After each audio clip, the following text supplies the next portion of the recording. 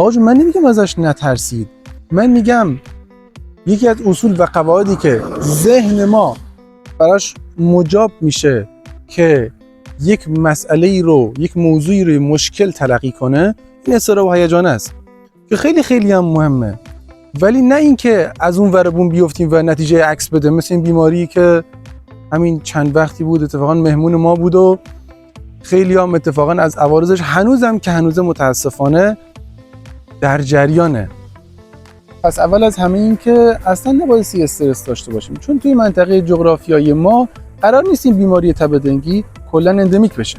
و دوم این که همونطوری هم که در مورد این بیماری آگاهی داده شده،